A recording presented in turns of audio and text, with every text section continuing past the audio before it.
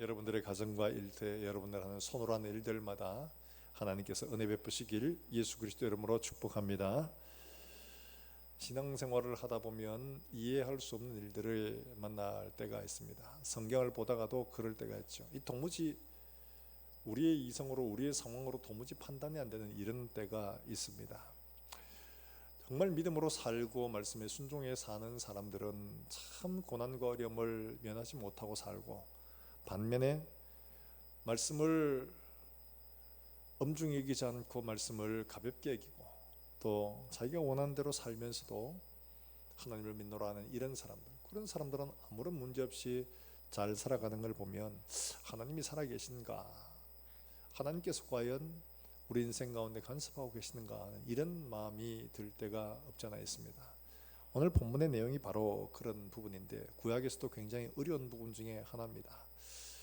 이 본문의 이야기, 전반적인 이야기가 이렇습니다. 유다에서 온 하나님의 사람이 여로보암에게 저주와 심판을 선언하고, 바로 그런 일들이 징조로 보여졌던 바로 그런 일들입니다. 그런데 이 북이스라엘이 지금 어떤 상황으로 지금 여로보암이 집권을 했느냐, 이 전반적으로 좀 이해할 필요가 있습니다. 하나님이 다윗에게 복을 주셔가지고 솔로몬이 그의 대를 잇고, 솔로몬이 하나님 앞에 번제를 1천 번제를 드렸죠. 하나님이 내가 내한테 뭘 줄까, 그러니까 솔로몬이 듣는 귀를 주시고, 하나님의 백성들이 이렇게 많은데 이들을 올바로 판단할 수 있는 지혜를 달라고 이렇게 간구합니다. 그러니까 하나님께서 네가 원수의 목숨을 구하지도 않고 부도 귀도 구하지 않고 하나님의 백성을 바로 판단할 수 있는 지혜를 구하니까 내가 네가 구하지 않은 부와 귀와 이런 것이 더하여 줄 것이다. 그래가지고 전무후무한 이런 놀라운 은혜를 받게 되어집니다. 그리고 그가 다윗의 뒤를 이어서 하나님의 성전을 짓고 그 성전에서 분향을 하는데, 하나님의 놀라운 임재가 거기에 나타나게 되죠. 한 번도 보지 못했던 놀라운 역사가 일어납니다.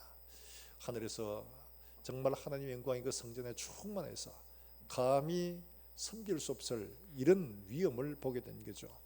솔로몬이 손을 들고 기도합니다. 하나님, 이스라엘 백성이든지 이방인이든지 간에 이 성전을 향해 손을 들고 기도하거든 그들이 온역 가운데 있든지 전쟁 가운데 있든지 혹은 문제 가운데 있든지 하나님 들으시고 사하시며 도와주십시오.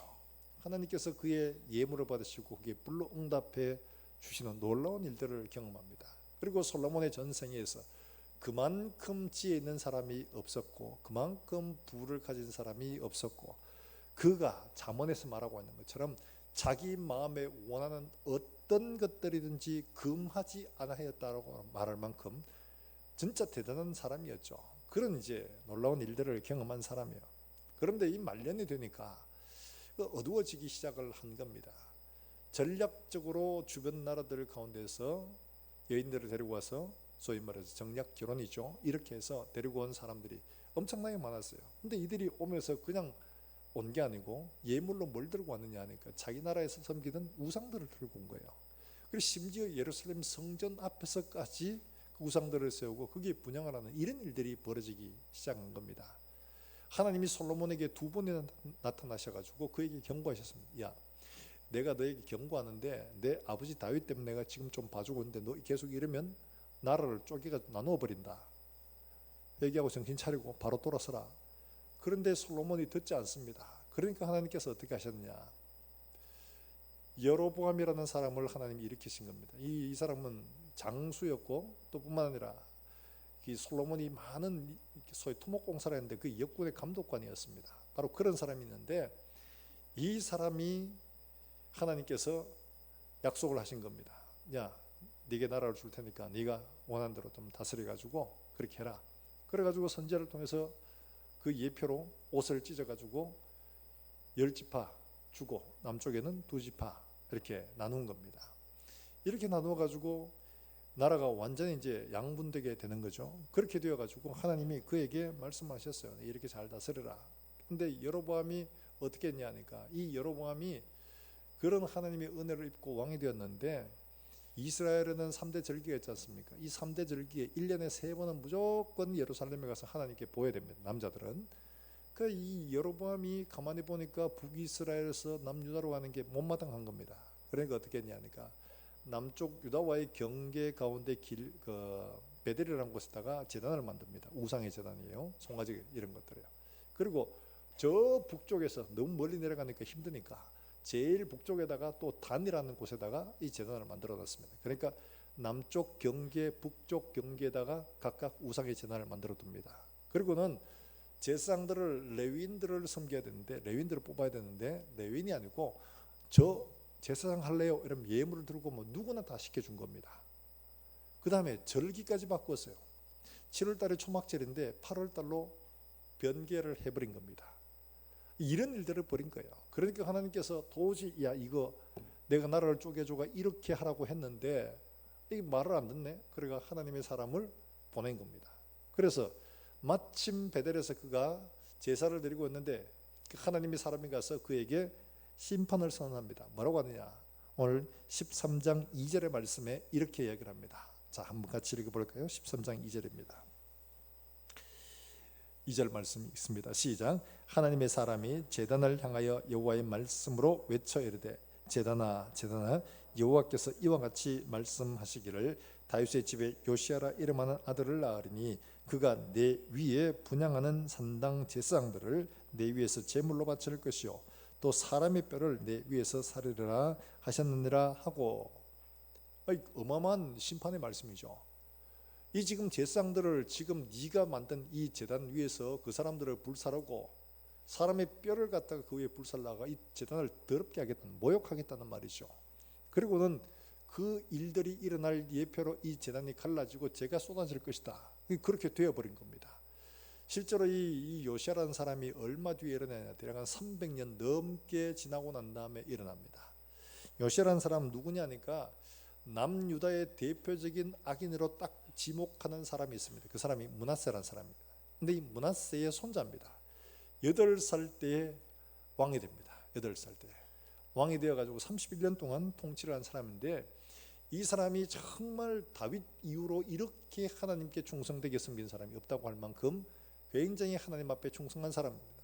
성전을 다시 수리를 하고, 그러다가 말씀을 찾고 말씀이 있는 이 율법책을 찾아가지고 그 말씀대로 다시 절기를 회복하고, 이런 대대적인 모든 그 유다 안에 있는 우상의 산당들을 다 제거하고 이런 일을 한 겁니다. 이렇게 종교 개혁을 일으킨 왕이에요. 그런데 그 연장선상에서 지금 유다와 이스라엘 경계에 있는 바로 이 베델에도 이 우상의 단을 제거하고 거기에다가 그대로 말씀, 이 지금 오늘 본문에 말한 이 일들을 그대로 행한 겁니다. 이게 바로 열왕기상의 23장에 나옵니다. 그렇게 일을 벌인 겁니다. 그렇게 일을 하고 선언을 하자, 지금 선언한 거죠. 선언하자 여로보암이 화가 난 겁니다. 아니 이게 어디서 굴러먹다 와가지고 지금 말이야 내한테 지금 이런 소리를 하냐. 그러니까 저놈 잡아라 이러면서 막 하는데 손이 그만 굳어버린 겁니다. 이게 안 잡히는 거예요. 그러니까 어떻게 하겠습니까? 이게 네 하나님 앞에 다시 기도해가지고 이 손 좀 고쳐달라 해라. 하나님의 사람이 기도해가지고 이 팔을 다시 고쳐줍니다. 그럴 때 아이고 고마워라 이러면서 우리 집에 가서 식사하고 그래 돌아가라 이러는데, 하나님의 사람이 뭐라고 하느냐 하니까 13장 9절의 말씀에 이렇게 이야기를 합니다. 같이 한번 읽어봅니다. 9절입니다. 이는 곧 여호와의 말씀이 내게 명령하여 이르기를 떡도 먹지 말며 물도 마시지 말고 왔던 길로 돌아가지 말라 하셨습니다 하고, 떡도 먹지 말고 물도 마시지 말고 왔던 길로도 가지 말고, 그리고 빨리 이스라엘로 자기 유다로 돌아가라는 이야기죠. 이 이야기를 했다는 거예요. 그리고 거절을 하고 그리고 돌아가는 거예요. 그런데 이 모든 일들을 누가 봤느냐? 이 본문에 등장하는 늙은 선지자의 아들이 본 겁니다. 그래서 아버지한테 와서 야 아버지 오늘 유다에서 어떤 선지자가 왔는데 여로보암 왕이 그의 산당에 제사를 드리고 있는데 와가지고 제단아 이러면서 막 선언을 하는데 제단이 진짜로 막 갈라지더니만은 막 그런 일이 있고, 여로보암 왕이 막 저놈 잡아라 했는데 그 팔이 안 펴지고 이런 이야기를 다 이야기를 한 겁니다. 그러니까 그래? 그 사람 어디로 가더냐? 그러니까 이리로 갑시다. 그러니까 얼른 나귀에다 안장을 지워라. 그리고 그 사람 뒤를 따라간 거예요. 따라가니까 상수리 나무 아래서 쉬고 있는 걸 본 겁니다. 그러니까 그에 가서 나도 선지자다. 천사가 당신을 대접하라고 했다. 이 사람이 속은 거죠. 그래 가서 떡과 물을 먹는 때에 바로 그때에 하나님의 말씀이 그에게 임해가지고 네가 왜 떡도 먹지 말라고 물도 마시지 말라고 했는 바로 그 자리에서 그렇게 떡을 먹고 물을 마셨느냐? 네가 조상들의 묘실에 들어가지 못할 것이다. 그러면 길 위에서 사자에게 물려 죽고 만 거예요. 자, 여러분, 이런 일들을 보면 참 이해하기 어렵죠. 어떻게 이러실 수가 있는가? 이런 마음이 들게 됩니다. 여러분, 이런 말씀을 볼 때 우리가 도무지 이해할 수 없는데 우리의 이해와 상식으로는 이거는 말도 안 되는 이야기예요. 왜 이런 일들이 일어나고 있는가? 여러분, 이 말씀을 예수님께서 설명해 주시기를 이렇게 말합니다. 여러분, 마태복음 7장 13절부터 16절의 말씀으로 한번 찾아볼까요? 마태복음 7장 13절부터 16절의 말씀입니다.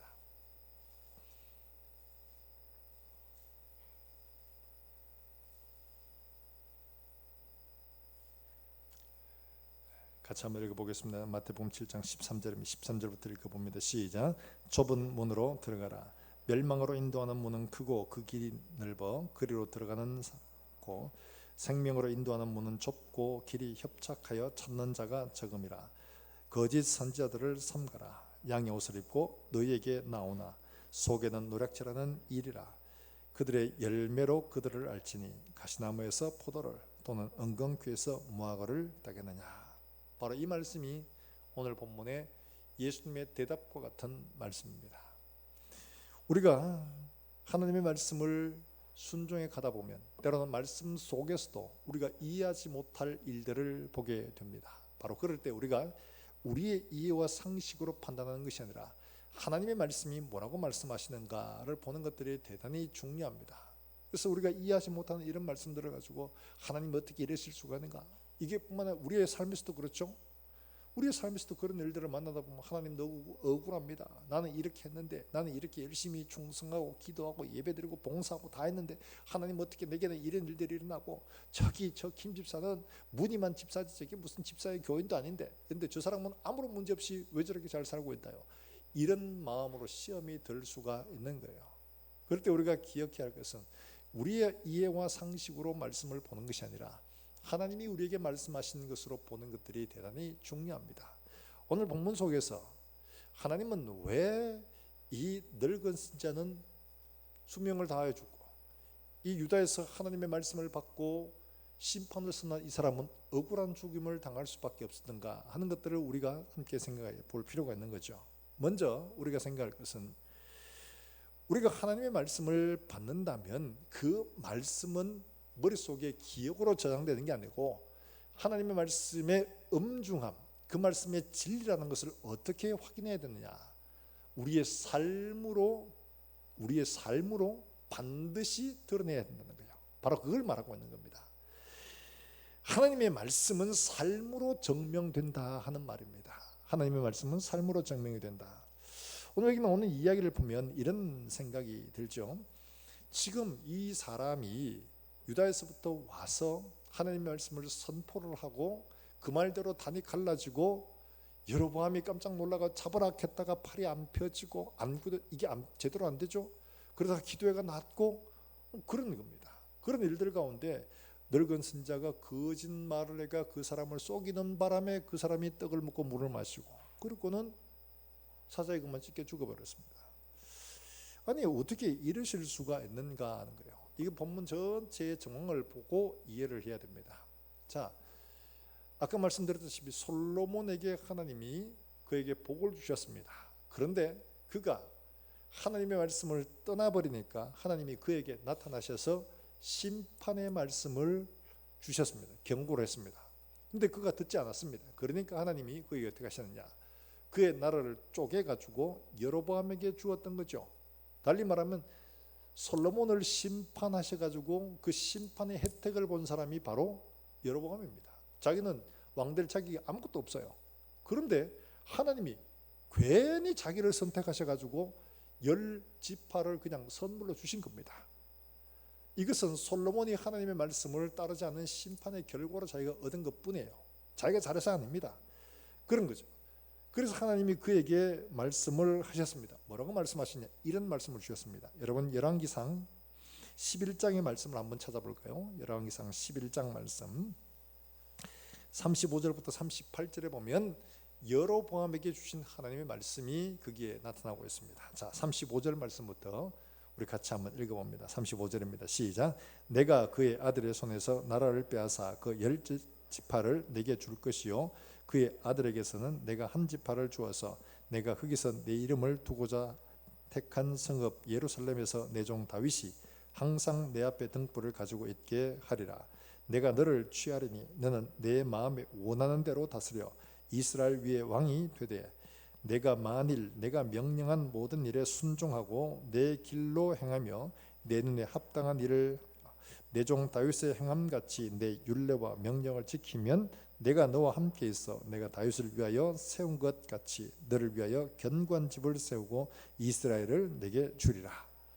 반면에 불순종하면 너도 심판받는다, 이 이야기입니다. 다 말하면 지금 하나님은 이 사람에게 하나님의 말씀을 불순종한 솔로몬을 내가 심판해서 나라를 쪼개가 내가 네한테 준다. 그러면 니도 하나님의 말씀대로 순종을 하면 이렇게 복을 받지만 너도 하나님의 말씀을 어기면 이렇게 심판을 면하지 못한다. 바로 이걸 이야기를 하고 있는 겁니다. 자, 이런 때에 하나님께서 이 사람에게 왜 말씀을 전하면서 가서 그냥 하나님의 말씀이 이렇게 말씀하신다라고 말해도 되는데 물도 마시지 말고 떡도 먹지 말고 왔던 길로 돌아가지도 말고 왜 이런 이야기를 하고 계시는가 하는 겁니다. 다름이 아니라 떡을 먹고 물을 마시고 하는 것들은 그들과 교제하는 걸 말합니다. 밥상을 함께 나누는 거죠. 이런 거예요. 밥상을 함께 나눈다는 것은 굉장히 친밀한 관계를 유지한다는 그런 의미를 가지고 있는 겁니다. 그러니까 그들과 함께 어울려서 그들과 함께 친밀하게 지내지 말라는 걸 말하는 거예요. 이거는 왜 그러냐? 하나님의 말씀을 전하는 사람이 이 심판의 말씀을 전할 때에 네가 그들과 함께 하나가 되다 보면 이 말씀을 제대로 전할 수도 없고 받는 사람 역시 그걸 엄중하게 받지 않는다는 거예요. 그렇기 때문에 너는 그들과 함께 교제하지 말고 하나님의 말씀 그대로만 전하라. 이걸 이야기를 하고 있는 겁니다. 왔던 길로도 가지 말라. 그들이 너를 붙잡을 만한 그런 기회조차 주지 말라는 겁니다. 하나님의 심판의 말씀을 그대로 전하고 너는 빨리 유다로 돌아가라는 거예요. 그들과 함께 머뭇거리고 교제하다 보면 이 말씀의 심각성을 그들이 바로 깨닫지 못한다는 겁니다. 마치 이스라엘 백성들이 가나안 땅에 정착을 했습니다. 근데 하나님께서 어떻게 하셨습니까? 그 땅의 주민들을 다 쫓아내라고 얘기하셨죠. 다 쫓아내려고 보니까 어떻게 된 거예요? 아니 농사를 한 번도 안 지어봤는데 광야 40년 동안 언제 농사를 지어봅니까? 한 번도 안 지어봤는데 여기 언제 농사를 짓기 위해 뭘 해야 될지 어떻게 해야 될지 전혀 모릅니다. 그러면 어떻게 돼요? 현실적으로 그 사람들을 데리고 실제로 우리가 농사를 잘 지어낼 수 있을 만큼 이용하다가 그때 쫓아내면 그게 가장 합리적입니다. 그렇죠? 달리 말하면 이렇게 그들을 통해서 내가 농사 짓는 걸 다 배우고 난 다음에 그들 그 다음에 쫓아내면 그게 우리도 살고 그러면 하나님 말씀도 순종하고 하는 게 될 겁니다. 이스라엘 백성들이 그렇게 한 거죠. 그러니까 다 쫓아내지 못하다 보니까 결국 어떻게 됐냐? 하나님 경고의 말씀은 그들이 너희 옆구리에 가시가 될 것이다. 그런 거예요. 달리 말하면 우리가 하나님의 말씀에 순종하지 못하는 것은 그들과 함께 어울려서 같이 어쩔 수 없이 살다 보니까 그들에게 해야 할 말을 잘못합니다. 우리 그렇잖아요. 우리 속담에 이런 말이죠. 소금 묻는 물씬다고. 뭔가 얻어먹으면 그 사람에게 직언을 하기가 어렵습니다. 바로 그런 거죠. 지금 이스라엘 백성들에게 하나님이 심판의 경고를 하는데 너도 똑같이 그들과 함께 어울리다 보면 그들에게 말씀을 심판을 전해도 그 말이 그들에게 심각하게 엄중하게 들리지 않는 이야기입니다. 마치 소돔과 고모라를 심판하러 가셨을 때에 롯이 그들 속에 어울려 같이 살다 보니까 하나님이 심판을 하신다는 그 말씀을 사위들에게 전해도 사위들이 뭐라고 여겼습니까? 농담으로 여겼습니다. 농담으로. 하나님은 그래서 그들과 함께 살지 말라는 거예요. 그들과 교제하지 말라는 겁니다. 그러면 따로 떨어져 살라는 말인가? 그들과 섞여 살지 말라는 말인가? 그런 말이 아닙니다. 생활을 그들과 같은 수준으로 살지 말라는 이야기죠. 바로 그런 걸 말합니다. 그리스도인들이 세상 속에서 나와서 살 수가 없습니다. 그들과 함께 살지만은 세상 사는 사람들의 삶의 모습대로 살면 그들에게 구원과 심판을 전할 수가 없는 거예요. 우리도 똑같이 부정을 하고 우리도 똑같이 불을 하고 우리도 똑같이 사는데 하나님이 이렇게 살면 심판한다 했다. 니나 똑바로 살아라. 그렇게 부정하면 니나 부정하지 마라. 이럴 거 아니에요. 바로 그걸 말합니다. 우리가 하나님 앞에서 복음을 전하고 그들에게 하나님의 구원과 심판을 전하려면 우리의 삶이 하나님의 말씀으로 정결하고 하나님의 말씀의 엄중함을 보여야 되는 거예요. 하나님은 이런 분이다. 내가 네 보니까 네 하나님 전혀 두려워하지 않는데, 그런 거죠. 우리가 하나님을 두려워하지 않으면 그 사람들이 우리를 보고 하나님을 두려워하는 이유를 발견하지 못합니다. 우리의 삶은, 우리가 하나님의 말씀을 받았으면 우리의 삶은 우리 자신이 먼저 하나님을 두려워하고 하나님의 말씀을 엄중히 여기는 삶으로 드러날 때에 그 말씀이, 우리의 삶이 그들에게 심판의 메시지가, 구원의 메시지가 된다는 겁니다. 그래서 지금 선지자에게 그런 이야기를 하고 있는 겁니다. 자, 그런데요, 지금 그 이야기를 잘 했잖아요. 심판 선나고 됐습니다. 여로보암이 야, 우리 떡 먹고 물도 좀 마시고 그래 좀 천천히 쉬다 가라 하는데, 난 그럴 수 없어. 딱 잘라버리고 갑니다. 그러니까 이 사람의 사역은 본질적인 하나님으로부터 받은 이 사역은 여기서 다 끝난 겁니다. 그러면 돌아가다가 거짓 선지자한테 지금 깜빡 속았는 거, 그거는 말하자면 부록 같은 일이잖아요. 부록. 이거 충분히 잘했습니다.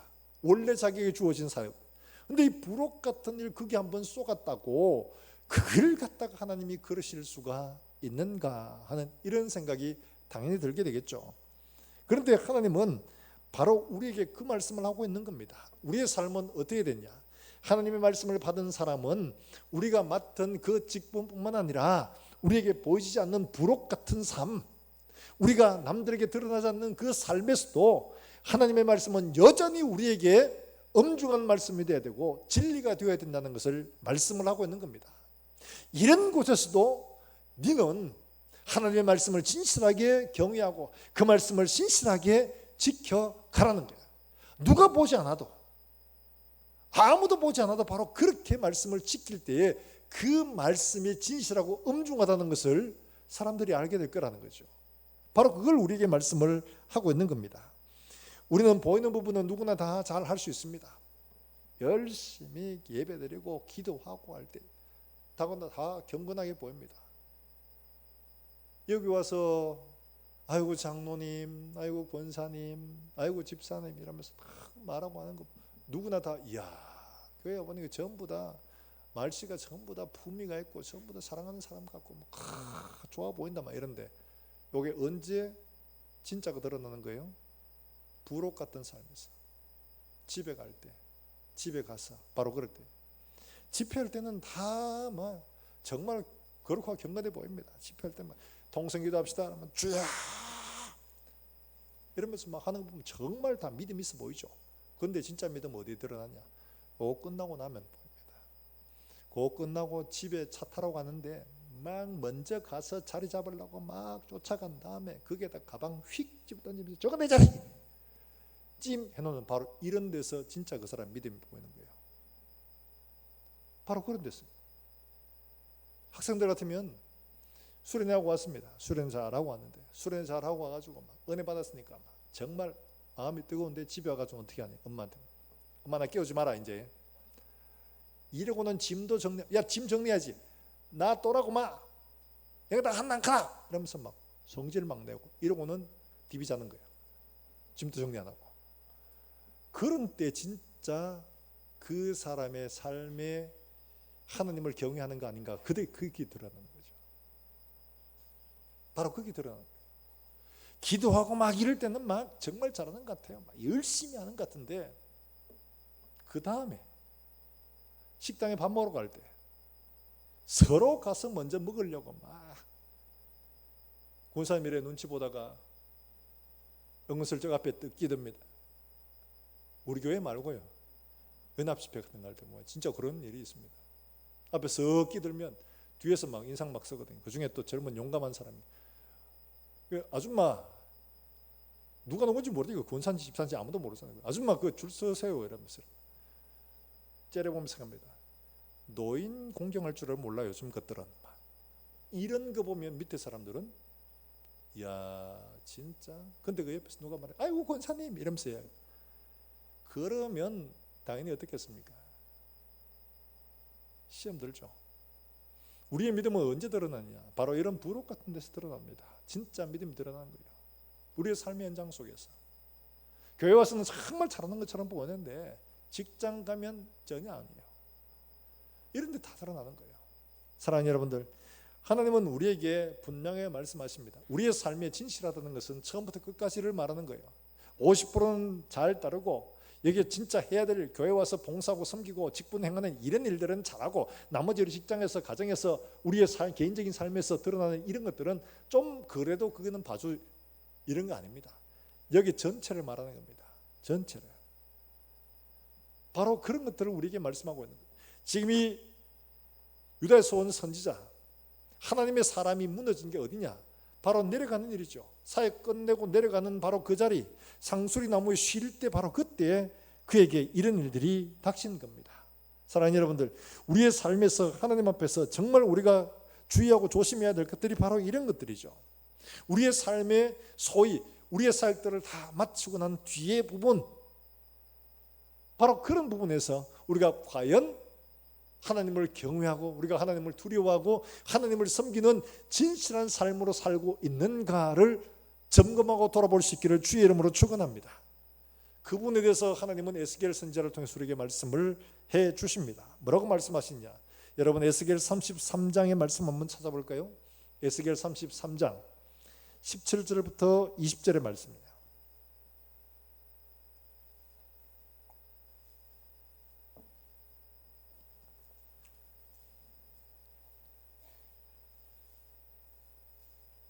에스겔 33장 17절부터 20절의 말씀.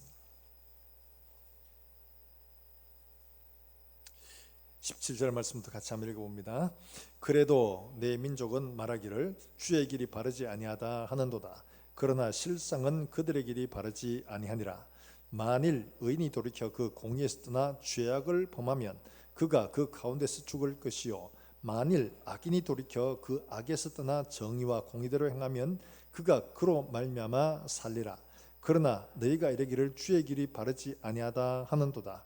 이스라엘 족속아 나는 너희가 각기 행한 대로 심판하리라 하시니라. 할렐루야. 이 말씀이 바로 이 말씀입니다. 이 본문의 이 말씀입니다.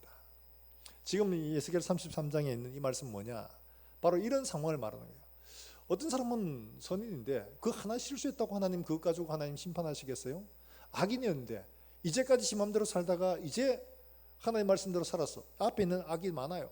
근데 그 사람을 구원해 하나님 어떻게 그럴 수가 있어요? 하나님의 길이 바르지 않습니다. 공평하지 않습니다. 이럴 때 하나님 말씀하시는 거예요. 바로 그걸 말씀하시는 거예요. 우리가 어쩔 수 없었다고 말하는 바로 그 부분, 이렇기 때문에 내가 쏘갔다고 말하는 바로 그 부분, 이랬기 때문에 그럴 수밖에 없었다고 말하는 바로 그 부분, 바로 그런 부분에서도 우리의 삶이 하나님 앞에 진실하고 거룩하고 하나님을 경외하는 삶으로 드러나야지 하나님의 말씀이 엄중하다는 것이, 하나님의 말씀이 진리라는 것이 확인된다는 겁니다. 우리의 삶들 속에서 우리가 받은 하나님의 말씀이 진실하다면 우리의 삶이 그것을 어디에서나 어떤 상황에서나 동일하게 증명을 하고 있다는 것을 말하는 겁니다. 사랑하는 여러분들, 우리는 어떤 상황 속에서라도 하나님의 말씀 가운데 진실하게 순종하며 그 말씀이 진리임을 우리의 삶으로 증명하며 살아가는 우리 모든 성도들이 될 수 있기를 주의 이름으로 축원합니다. 부록 같은 삶에도, 남들이 보지 않는 삶에도 바로 그 자리에서도 하나님의 말씀을 따라 순종하는 그런 순결한 믿음의 소유자들 되시기를 주의 이름으로 축원합니다. 뿐만 아니라 이 사람이 참 안타깝지만은 이렇게 하나님의 심판을 면하지 못한 것은 뭡니까? 이 베델에 살던 이 늙은 선지자의 거짓말 때문에 그렇게 된 거잖아요. 베델에 사는 늙은 선지자는 한편으로 보면 이 하나님의 사람에 대해 어쩌면 동료의식을 가졌을지도 모릅니다. 야, 이런 일들을 했으니까, 야, 나는 말도 못했는데, 야, 저 사람 저러니까 저 사람 그래도 떡이라도 하나 먹이고 물이라도 하나 먹이고 보내야 되겠다 하는 이런 마음일 수 있습니다. 선의가 오히려 이 사람을 망친 거죠. 하나님의 말씀이 아님에도 불구하고 이 사람은 하나님의 말씀이라고 거짓말까지 하면서 그 사람을 이렇게 불러 앉힌 거예요. 달리 말하면 선의가 아니에요. 하나님 말씀 아닌 것들을 그렇게 하면 안 된다는 거죠. 바로 이 사람이 그렇게 한 겁니다.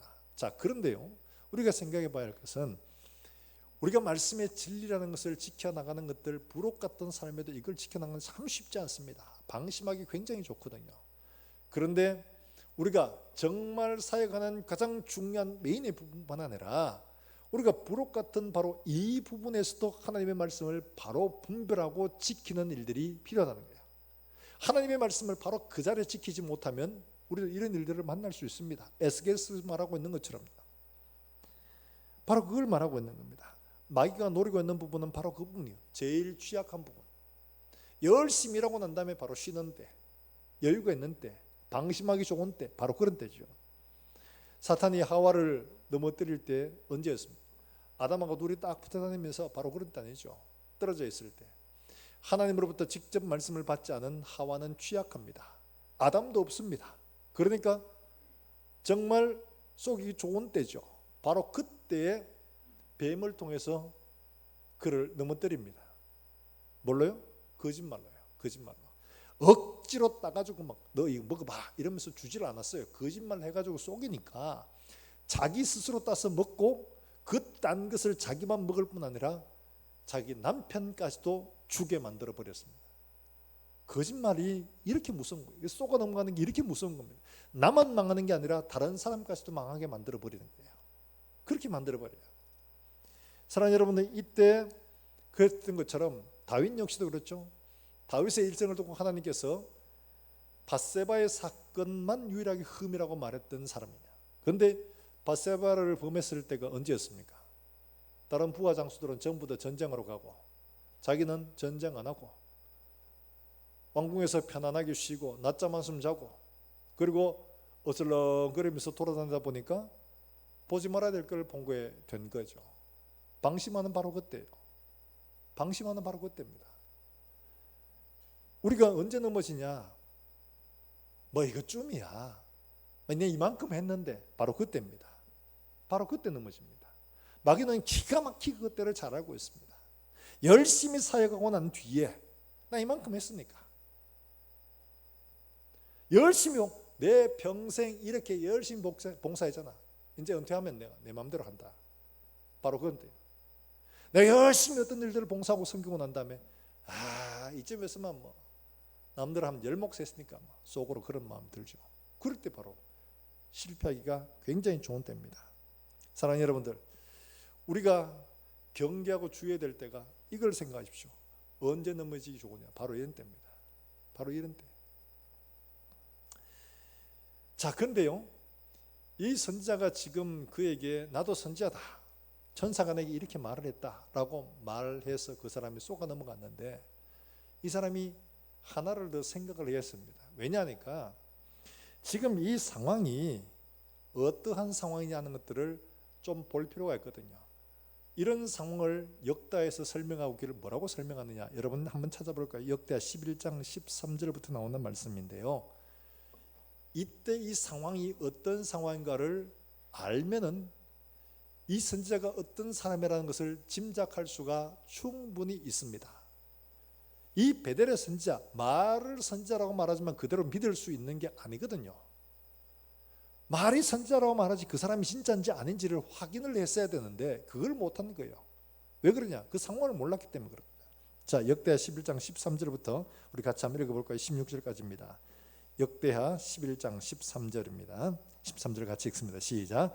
온 이스라엘의 제사장들과 레위 사람들이 그들의 모든 지방으로부터 르호보암에게 돌아오되 레위 사람들이 자기들의 마을들과 산업을 떠나 유다와 예루살렘에 이르렀으니 이는 여로보암과 그의 아들들이 그들을 해임하여 여호와께 제사장의 직분을 행하지 못하게 하고 여로보암이 여러 산당과 순념소 우상과 자기가 만든 송아지 우상을 위하여 친히 제사장을 세움이라.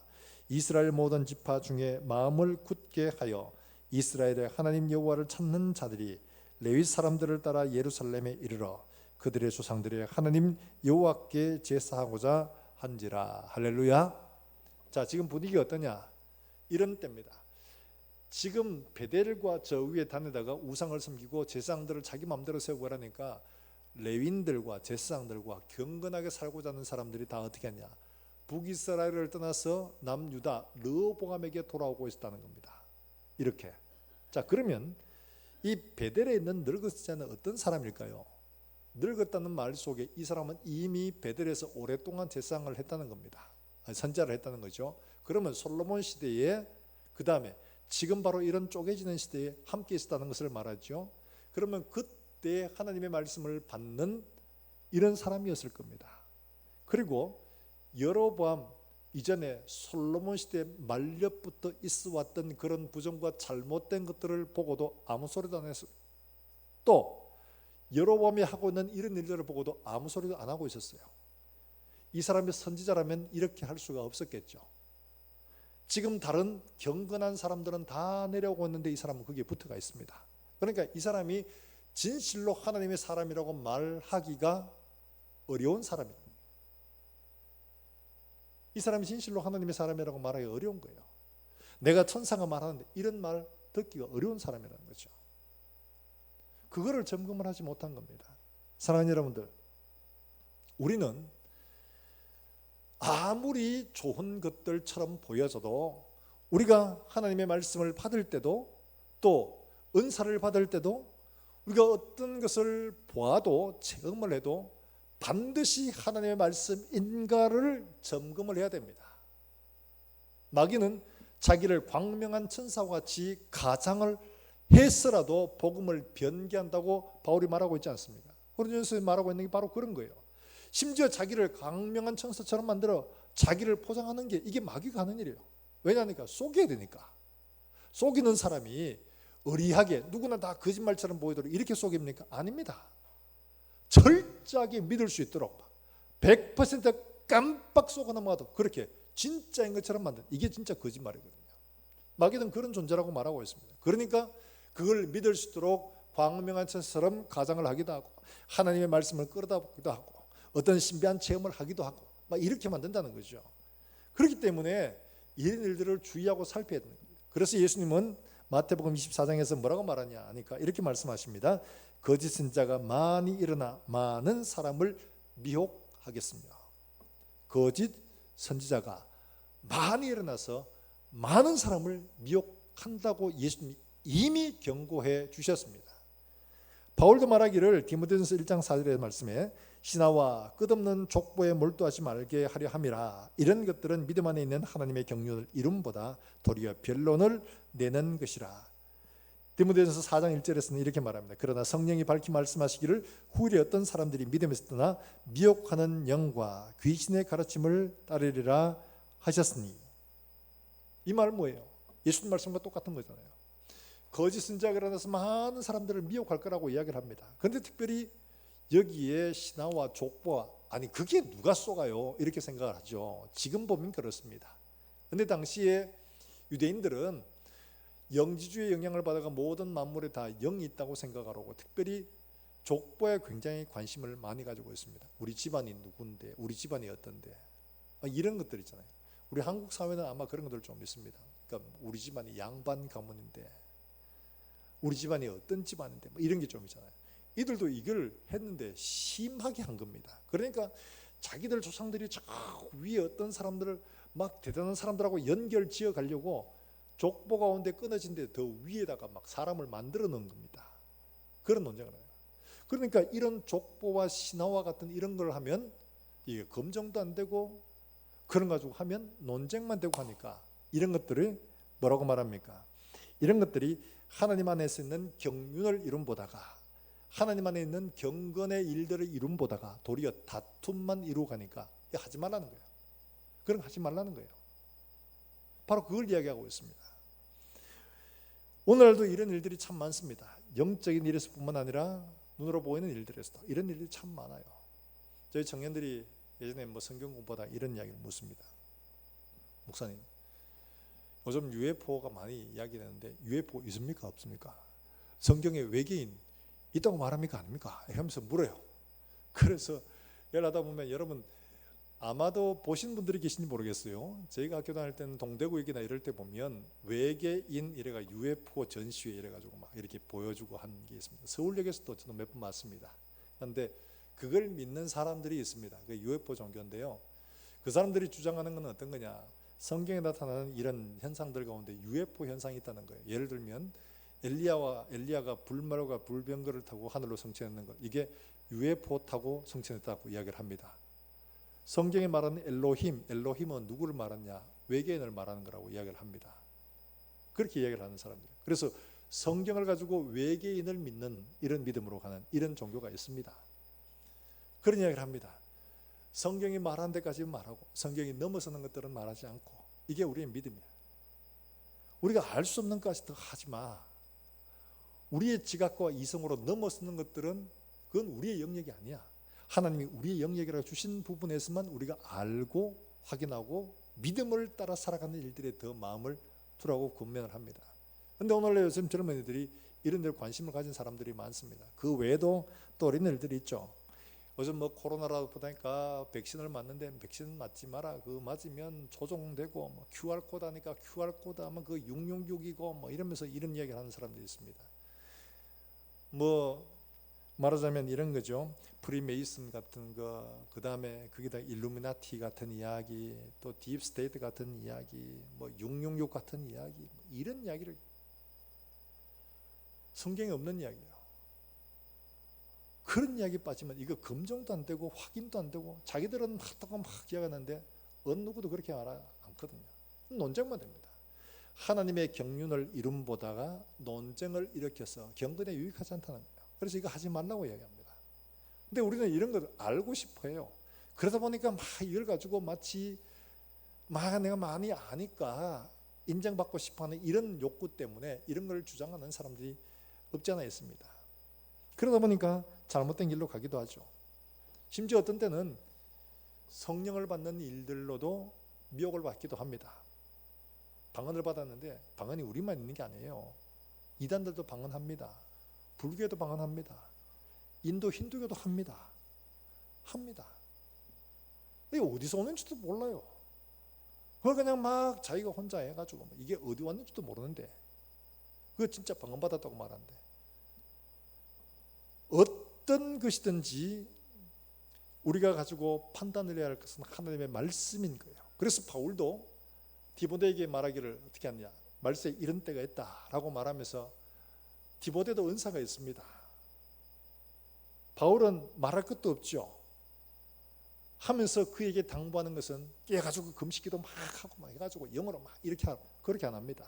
뭘 가르치느냐, 디모데서 3장의 말씀처럼 성경은 능히 너로 하여금 구원에 이르는 지식이 있다고 말하지 않습니까? 그러면서 말씀하시기를 하나님의 사람으로 어떻게 한다고요? 온전케 하며. 모든 성도들을 하나님 앞에 온전하게 세우는 것은 은사가 아니라 하나님의 말씀이라는 거예요. 말씀으로 보고 말씀으로 판단하고 말씀으로 확인을 해야 되는 거예요. 그렇지 않으면 자칫하면 속습니다. 말씀을 바라는 것들이 얼마나 중요한지 몰라요. 그래서 사도 바울도 디모데에게 말씀을 내가 갈 때까지 너희 이 말씀을 읽고 가르치고 하는 일들에 창념해라. 말씀을 읽고 그것을 생각하고 묵상하고 말씀을 순종하는 일들에 마음을 두라. 이렇게 말하고 있는 거죠. 사랑하는 여러분들, 말세가 되어질수록 거짓들은 대단한 능력을 보이기도 하고 합니다. 하늘에서 불을 내리기도 하고 기적과 표적을 이루고 하늘의 은사같이 막 보이는 체험도 보여주고 그렇게 합니다. 여러분, 그러나 우리는 철저하게 하나님의 말씀으로 분별하고 말씀으로 확인하고 말씀으로 점검해서 말씀에 굳게 서는 우리 모든 성도들이 되시기를 주의 이름으로 축원합니다. 뿐만 아니라 마귀는 이렇게만 속이는 게 아니라 거짓말로 속이는데 어떻게 속이느냐, 어려운 문제를 만나고 힘든 일을 만나고 막 이런 일들을 하다 보면 우리 마음속에 그래, 하나님이 너를 버렸어, 너 하나님 앞에 구원받은 백성이 아닌 모양이다, 이런 걸 우리 마음속에 생각을 쑥 집어넣어 줍니다. 그래, 이런 상황 보니까 하나님이 나를 사랑하지 않는 거야. 이런 걸 딱 잡으면 마귀의 거짓말에 낚여가는 겁니다. 그래서 하나님의 말씀으로 하는 것들은 다름이 아니라 우리가 누구인지 하나님의 말씀으로 확인하고 그 말씀을 굳게 붙들라는 겁니다. 누가 뭐라고 해도 하나님의 말씀으로 우리 자신을 점검하고 우리 자신을 세워서 흔들리지 않는 견고한 반석 위에 우리를 세울 때 약한 사단의 괴계에 넘어지지 않을 수가 있는 겁니다. 사랑하는 여러분, 우리가 받는 것들, 우리 주변에서 뭔가 보고 듣고 뭐 했다는 사람들 어떻게 해야 되냐? 바울은 우리에게 한 가지를 더 권고합니다. 여러분, 빌립보서 4장 8절과 9절 말씀 한번 볼까요?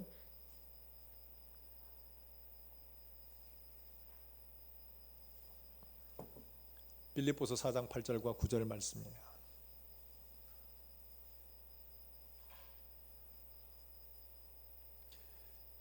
같이 한번 읽어봅니다. 4장 8절입니다. 시작. 끝으로 형제들아, 무엇이든지 참되며 무엇이든지 경건하며 무엇이든지 옳으며 무엇이든지 정결하며 무엇이든지 사랑받을 만하며 무엇이든지 칭찬받을 만하며 무슨 덕이 있든지 무슨 기림이 있든지 이것들을 생각하라. 너희는 내게 배우고 받고 듣고 본 바를 행하라. 그리하면 평강의 하나님이 너희와 함께 계시리라. 할렐루야. 바울이 지금 말하는 게 뭡니까? 너희는 내게 배우고 듣고 이게 뭡니까? 하나님의 말씀입니다.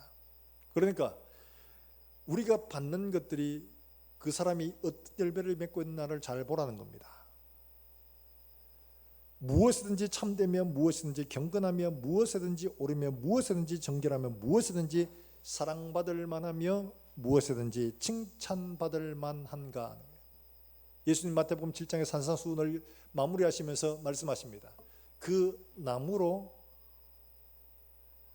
나무를 한다고 말씀하지 않고 그 나무는 뭘로 합니까? 맞습니다. 열매로 한다는 거예요. 무엇이든지 참되며 무엇이든지 경건하며 무엇이든지 칭찬받을 만하며 사랑받을 만하며 이런 열매로 그가 진짜인가 아닌가를 확인하는 겁니다. 제 아무리 40일기도 4번 하고 10번을 하고 제 아무리 하늘을 보고 와도 그 열매가 옳지 않으면 그건 틀린 겁니다. 그 열매로 판단을 하는 겁니다. 사랑하는 여러분들, 우리 모든 성도들은 마지막 때가 되어지면 질수록 점점 더 혼란해지게 될 텐데 하나님의 말씀에 굳게 서서 하나님의 말씀으로 보고 듣고 판단하고 분별하고 하나님의 말씀에 굳게 서서 흔들리지 않은 견고한 믿음으로 마지막 그날까지 하나님 앞에 설 수 있는 우리 모든 성도들이 되시기를 주 예수의 이름으로 축원합니다. 우리 함께 찬송하고 기도하겠습니다. 세상 흔들리고 사람들은 주를 떠나도 나는 주를 섬기리.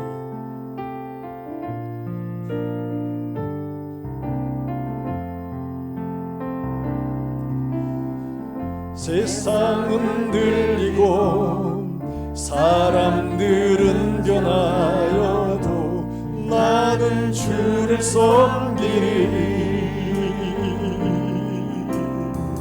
주님의 사랑은 영원히 변하지 않네. 나는 주를 신뢰.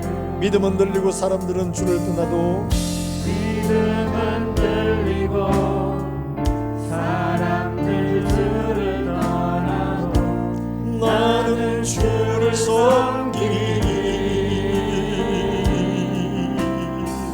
주님의 나라는 영원히 쇠하지 않네. 나는 주를 신뢰.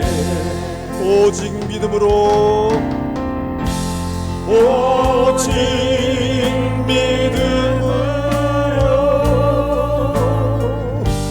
믿음으로 내가 살리라. 오직 믿음으로 오직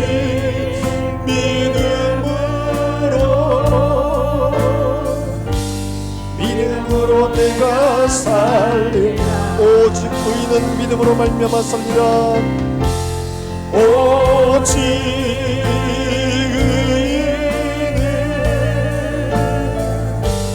믿음으로 말미암아 살리라. 오직 의인은 믿음으로 말미암아 살리라. 기도하실 때 오늘 주신 말씀들처럼 우리가 하나님 아버지 정말 우리의 모든 사역들에서뿐만 아니라 부록처럼 보이는 정말 쉬고 여유있게 보이는 바로 그런 부분에서도 우리의 모든 삶이 하나님의 말씀이 진실하고 진리이며 하나님의 말씀이 엄중하다는 사실을 우리의 삶으로 증명하며 살아가는 삶이 될 수 있도록 주님 은혜를 베풀어 주시기를 원합니다. 하나님의 말씀이 진리임을 우리의 모든 삶, 전 삶에서 증명되고 확인될 수 있도록 하나님 앞에 드러내어 조금 더 부끄러움이 없는 삶이 될 수 있도록 주님 인도해 주시기를 원합니다. 하나님 아버지 우리에게 하나님의 말씀을 밝히 알게 하시고 진리의 영을 허락해 주셔서 우리가 마귀의 속임수에 넘어가지 않도록 하나님의 말씀으로 무장할 수 있도록 주님 은혜를 베풀어 주시옵소서. 하나님의 전신갑주로 무장할 수 있도록 하나님의 성령께서 간섭하여 주시옵소서. 우리 한 목소리 함께 통성으로 기도하겠습니다. 하나님 아버지 은혜를 감사합니다. 마지막 때 거짓 선지자가 많이 일어나서 많은 사람들을 미혹할 것이라고 우리에게 미리 말씀해 주셨고 바울을 통해서도 우리가 마지막 때 일어나는 수많은 잘못된 일들에 대해서 경고하고 주의하셨고 우리가 하나님 아버지 말씀을 듣고 깨달아라. 우리가 잘못된 길에서 넘어지지 않냐고 말씀 가운데 굳게 서서 흔들리지 않도록 하나님 은혜를 베풀어 주시기를 원합니다. 우리가 우리의 삶으로 말씀을 살아내게 하시고 말씀이 진리요 말씀이 엄중한 하나님의 말씀을 우리의 삶으로 증명하며 사는 우리 모든 성도들의 삶이 될 수 있도록 은혜를 베풀어 주시기를 간절히 원합니다. 말씀으로 굳게 서서 흔들리지 않게 하시며 악한 사단의 마귀 하나님 아버지 속임수에 넘어가지 않도록 말씀 가운데 굳게 서게 하여 주시기를 원합니다. 진리를 바로 분별할 수 있도록 문을 열어주시고 하나님 아버지 우리의 영을 하나님의 영으로 충만케 하여 주셔서 하나님의 전신갑주로 입고 무장하여 우리가 넘어지지 않도록 하나님의 성령으로 지켜 주시기를 원합니다. 주님 오실 그날까지 우리가 견고하게 굳게 서서 하나님 앞에 우리의 믿음을 잘 지켜 그날에 우리 하나님 앞에 설 때 기쁨으로 설 수 있는 우리 모든 성도들이 될 수 있도록 하나님 은혜를 베풀어 주시옵소서. 살아계신 하나님 아버지 오늘 이 말씀을 통하여 우리의 교훈하시는 말씀들이 우리의 심령 속 깊이 새겨지게 하시고 우리가 말씀을 듣고 흘려버리는 것이 아니라 이 말씀을 우리의 삶들 속에 날마다 묵상하고 점검하고 확인하며 우리의 삶들 속에 살아내어 우리의 삶이 결코 흔들리거나 미혹되지 않도록 주님 인도해 주시기를 원합니다. 잘 살겠지만 마지막 부분에서 쏘가 넘어갔던 이 하나님의 사람처럼 되지 않고 우리의 모든 전생애가 하나님의 말씀으로 순종하여 온전히 하나님의 뜻을 이루는 거룩하고 복된 삶이 될 수 있도록 우리 사랑하는 성도들을 지켜 주시옵소서. 하나님의 말씀으로 하나님의 성령으로 붙들어 주시옵소서. 하나님의 전신갑주를 입게 하여 주시옵소서. 오늘도 하나님 앞에 나와 예배하는 사랑하는 종들을 기억하시고 하나님 아버지 앞에 귀한 예물을 감사함으로 드립니다. 이들의 드린 손길에 축복하시며 가정과 손으로 하는 일들마다 복이 되게 하시고 하나님 많은 사람들에게 아름다운 손길로 나누어주고 베풀어주고 유익을 주는 사랑하는 종들의 삶이 되게 하여 주시옵소서. 하나님 아버지 오늘도 건강 때문에 여러가지 삶의 문제 때문에 하나님을 의지하고 하나님 앞에 손드는 종들에게 하나님 긍휼히 계시고 그 손 붙들어 일으켜 주시며 우리에게 주신 말씀을 결코 놓치지 않고 내가 너를 사랑한다, 내가 너의 하나님이라는 이 말씀 붙들고 흔들리지 말고 말씀 가운데 진리 가운데 굳게 서서 하나님의 살아계심과 그 능력과 은혜를 세상 속에 자랑하며 증거하는 믿음의 권속들 되게 하여 주시옵소서. 하나님 아버지 멀리서 주 예수의 복음을 전하는 사랑하는 선교사들 그들의 가정과 일터와 사역 위에 하나님 함께 하셔 주셔서 그들을 통해 오늘도 생명의 역사가 일어날 수 있도록 주님 은혜를 베풀어 주시옵소서. 하나님 아버지 우리 주일학교 애들 기억하시고 이들이 장차 하나님의 말씀으로 잘 자라나서 교회와 또 우리 가정과 이 사회와 나라와 민족을 이끌어가는 귀한 일꾼들로 자라갈 수 있도록 주님 축복해 주시기를 원합니다. 이들을 기르고 양육하는 사랑하는 교사들에게 하나님의 성령으로 기름 부어 주시기를 원합니다. 이 나라와 민족을 주님 긍휼히 계시고 하나님 앞에 믿음으로 바로 서게 하시고 정말 말씀을 두려워하는 지도자들이 일어날 수 있도록 주님 축복해 주시옵소서. 우리 교회가 또 우리 한국 교회가 세계와 열방 가운데 제사장의 나라가 제사장이 될 수 있도록 주님 축복해 주시기를 간절히 원합니다. 하나님 아버지 또 한 주간을 살아가는 종들의 걸음 가운데 하나님 함께 하시며 우리의 모든 걷는 걸음을 통하여 예수 그리스도의 복음의 향기가 전파될 수 있도록 주님 축복해 주시옵소서. 감사하고 예수님의 이름으로 기도하옵나이다. 아멘. 하나님의 말씀을 함께 묵상합니다. 요한일서 3장 18절의 말씀 자녀들아, 우리가 말과 혀로만 사랑하지 말고 오직 행함과 진실함으로 하자. 아멘. 출입자 체크 명단 9월달 참고해 주시기를 바라고요. 안심 시차례가 오는 목요일 오전 7시 안심 교회당에서 있습니다. 갈릴리 교실이라고 이름을 붙였습니다만은 구역장과 교사들을 대상으로 하는 양육 프로그램입니다. 우리가 코로나 때문에 아무것도 못했는데 이대로 계속 있을 수는 없겠다 싶어서 점심을 각자 드시고 오셔가지고 오후 3시에 본당에서 이렇게 기독교 에센스라고 하는 교리를 말하면 전체 엄청나게 큰데 그거를 줄여가지고 가장 에센스가 가장 핵심적이라고 보여지는 것만 줄인 교재를 가지고 함께 은혜를 나누고자 합니다. 그래서 여러분들이 기억하시고 우리 구역장들, 부구역장들 그리고 교사들은 함께 참여해 주시기를 부탁을 드립니다. 우리 다 일어나셔서 함께 찬송과 예배를 마치겠습니다.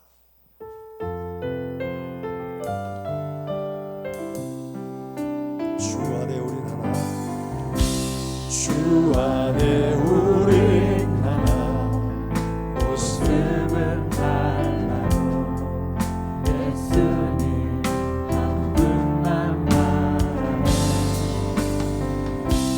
사랑과 선행으로 서로를 격려해 따스한 유로 보듬어가리. 주님 우리 안에 함께하신 형제자매의 기쁨 슬픔 느끼네. 내 안에 있네 주님 모습 보내. 그분 기뻐하시네. 우리 옆 사람 축복 매겼습니다. 주님 우리 통해 계획하신 울적한 입술로 찬양하게 하신 주님 우리 통해 계획하신 너를 통해 하신